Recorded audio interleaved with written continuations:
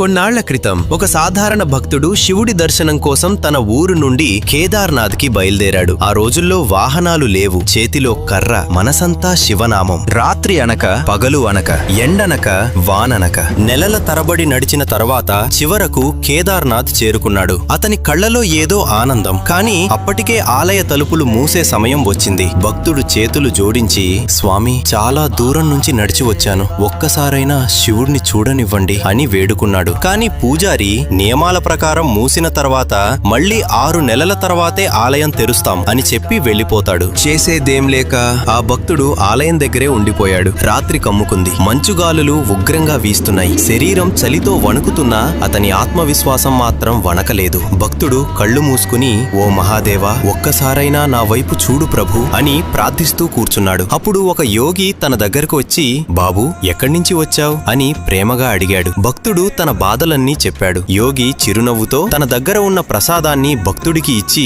నీకు తప్పకుండా శివదర్శనం లభిస్తుంది అని చెప్పి అక్కడ్నుంచి నడుచుకుంటూ వెళ్లిపోయాడు. చల్లని గాలి మధ్యలో భక్తుడు అలసటతో నిద్రలోకి జారుకున్నాడు. మరుసటి రోజు ఉదయం చూస్తే పూజారులు ఆలయ తలుపులు తెరుస్తున్నారు. అది చూసి భక్తుడు ఆశ్చర్యపోయాడు. భక్తుడు షాక్ తో అడిగాడు, స్వామి, నిన్నే కదా 6 నెలల తర్వాతే తెలుస్తామని చెప్పారు, ఇప్పుడే ఎందుకొచ్చారు? పూజారి ఆశ్చర్యంగా చెప్పాడు, నేను 6 నెలల క్రితమే ఆలయం మూసి వెళ్లాను, ఇప్పుడే తిరిగి వచ్చాను. అది విని భక్తుడు వణికిపోయాడు. ఏంటి స్వామి, నేను నిన్న రాత్రి ఇక్కడ నిద్రపోయాను, ఈ స్థలాన్ని విడిచిపెట్టలేదు. పూజారులు ఆశ్చర్యంతో చూశారు. ఇంత మంచులో నువ్వు ఎలా బ్రతికావు? అప్పుడు భక్తుడు అన్నాడు, నిన్న రాత్రి ఒక యోగి వచ్చాడు. చాలా పొడుగు, పెద్ద గడ్డం, ఒక చేతిలో త్రిశూలం, ఇంకో చేతిలో డమరుకం, జంతు చర్మం ధరించి ఉన్నాడు. అది వినగానే పూజారి కన్నీళ్లతో భక్తుడి కాళ్ల మీద పడిపోయాడు. బాబూ, నువ్వే నిజమైన భక్తుడివి. నిన్న రాత్రి వచ్చిన యోగి స్వయంగా శివుడే. నీ నిజమైన భక్తిని చూసి యోగమాయతో 6 నెలలను ఒక్క రాత్రిగా మార్చాడు. నీకిప్పటికే నిజమైన శివదర్శనం లభించింది.